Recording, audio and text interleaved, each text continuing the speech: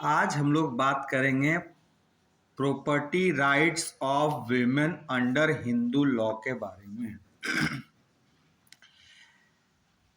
जब भी हम property rights of Hindu women की बात करते हैं तो इसको चार डायमेंशंस में पढ़ना है, चार कालखंड में पढ़ना है।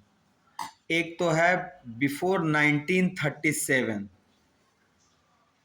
मिताक्षरा ट्रेडिशनल लॉ में, हिंदू ट्रेडिशनल लॉ में क्या स्टेटस था, क्या प्रॉपर्टी राइट्स दिए गए थे विमेन को।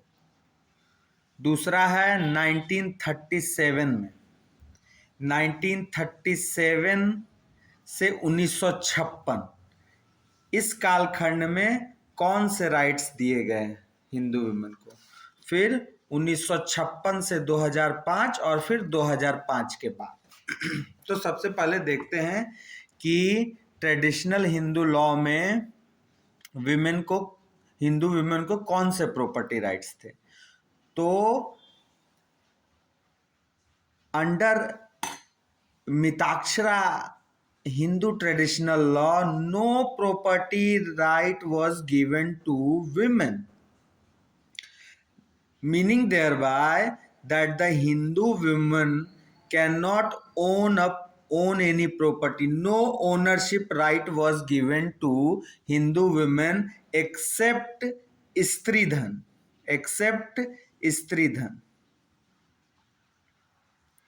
स्त्रीधन क्या था? तो स्त्रीधन वो धन हुआ जो उसको गिफ्ट मिला अपने इन लॉज के तरफ से, या शादी के टाइम फादर मदर ने उसको गिफ्ट किया, या हस्बैंड ने गिफ्ट किया, या कोई भी रिलेटिव ऑफ द हस्बैंड, और कोई भी उसके रिलेटिव ने शादी के वक्त किया या बाद में कभी भी किया, या उसको दान में मिला, या गिफ्ट मिला, या कोई दूसरे जरिए से उसके पास आया, उसको बस प्रॉपर्टी राइट्स मतलब स्त्रीधन, ओनरशिप राइट्स बस उसका स्त्रीधन ही था। स्त्रीधन के अलावा उसको और कोई प्रॉपर्टी का ओनरशिप का राइट नहीं था। It was the condition before 1937 Hindu traditional law में। अब पहली बार 1937 में एक एक्ट पास हुआ जिसको कहते हैं Hindu women right to property act 1937। इस प्रॉपर्टी में पहली बार एक हिंदू कोपार्शनर के विडो को, या उसके प्री डिसीज सन की विडो को, या उसके प्री डिसीज सन के विडो को पहली बार लिमिटेड राइट्स मिला। The right was not absolute, और ये बस वहीं तक था कि अगर कोई हिंदू कोपार्शनर मरता है या कोई हिंदू मरता है तो उसके विडो को लिमिटेड राइट्स दिया जाएगा। अब लिमिटेड राइट्स का क्या मतलब है? तो the right was only limited to use and enjoy the property, possess the property. She cannot sell the property. She cannot transfer the property.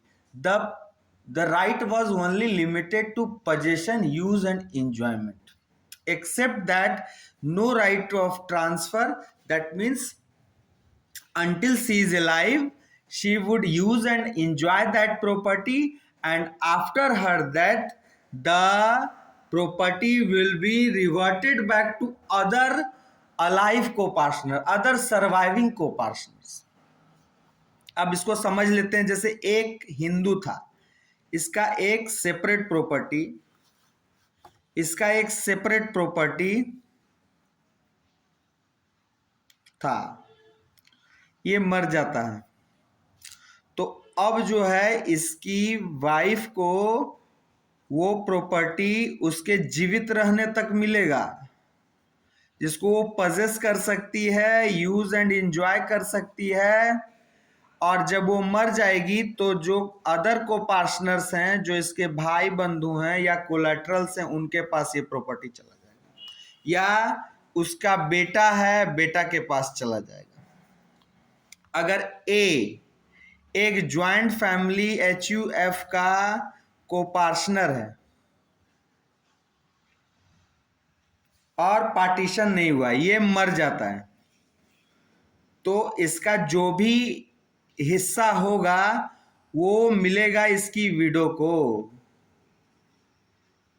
जब तक वो जिंदा है। वो जब मरेगी ये फिर अदर सर्वाइविंग को पार्टनर या जो इसके भाई या भतीजा या बेटा जो भी रहेगा उसके पास चला जाएगा।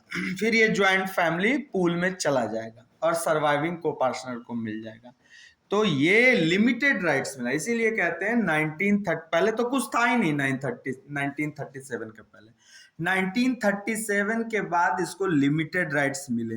वो भी कंडीशनल राइट थे कि उसका पति मर जाए वो एज अ विडो उसको मिलेगा to purchase it, use and enjoy it, she can use it for it her maintenance, और उसके मरते ही वो प्रॉपर्टी वापस चला जाएगा सर्वाइविंग को पार्टनर्स को या उसके कोलैटरल्स को, मेल कोलैटरल्स को। अब आइए 1956 में। 1956 में पास हुआ Hindu succession act. Hindu succession act पास हुआ 1956 में, इंडियन पार्लियामेंट ने पास किया, और इसमें for the first time a Hindu female got the absolute property rights. That means अगर इसको भी एक एग्जांपल से समझ लें कि अगर ए, यहां लिख के समझ लेते हैं कि अगर ए सेपरेट प्रॉपर्टी, एक एग्जांपल लेते हैं, सेपरेट प्रॉपर्टी छोड़ करके मरता है तो उसकी डॉटर को और उसकी विडो को, ये दोनों क्लास 1 हेयर में दिए गए हैं, शेड्यूल में जो है क्लास 1 हेयर्स हैं, तो ये साइमल्टेनियसली अदर जो सर्वाइवर्स होंगे उनके साथ इनका भी हिस्सा मरेगा। अगर मान लीजिए कि 4 बीघा जमीन छोड़ करके मरा, ये सेपरेट प्रॉपर्टी उसका, ये ज्वाइंट फैमिली प्रॉपर्टी की अभी बात नहीं करूँ, उसको भी डिस्कस करूंगा बस। तो मान लीजिए इसको एक विडो है, एक डॉटर है, एक सन है, तो अगर ये सेपरेट प्रॉपर्टी है इसका तो 1/3 1/3 1/3, क्योंकि सन, वाइफ, डॉट, विडो और डॉटर तीनों क्लास 1 हेयर्स हैं, तीनों साइमल्टेनियसली लेंगे। तो इस सेपरेट प्रॉपर्टी में तो कोई दिक्कत नहीं है, 1956 में क्लियर कर दिया गया। अगर ये ए जो था ज्वाइंट फैमिली का ये कोपार्टनर था और ये ज्वाइंटनेस ऑफ फैमिली में ही मर जाता है, मतलब बंटवारा से पहले मर जाता है, तो सेक्शन 6 जो है हिंदू सक्सेशन एक्ट का, उसमें एक प्रोवाइजो डाला गया कि अगर कोई ज्वाइंट फैमिली का कोई कोपार्टनर बिना पार्टीशन के या पार्टीशन से पहले मर जाता है तो ये माना जाएगा कि वो अपना पार्टीशन मांग के मरा था, और उसको हम लोग कहते हैं नोशनल पार्टीशन।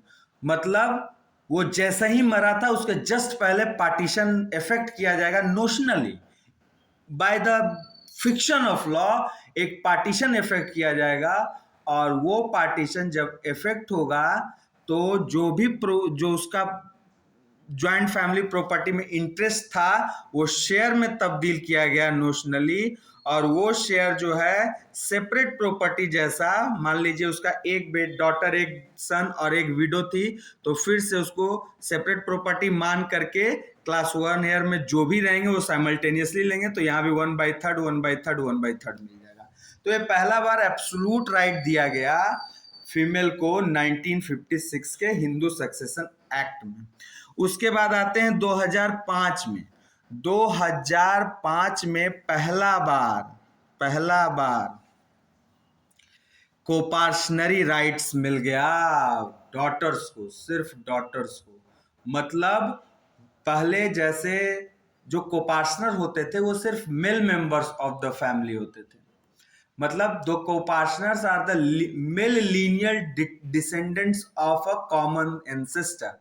पहला बार इस डिफिनेशन को मॉडिफाई कर करके जो कि हिंदू ट्रेडिशनल लॉ का डिफिनेशन था, कोपार्टनर में कहा male lineal descendants of a common ancestor as well as female lineal descendants of a common ancestor, जिसमें कि फूआ, बेटी, मौसी सब आ जाएंगे, सब आ जाएंगे।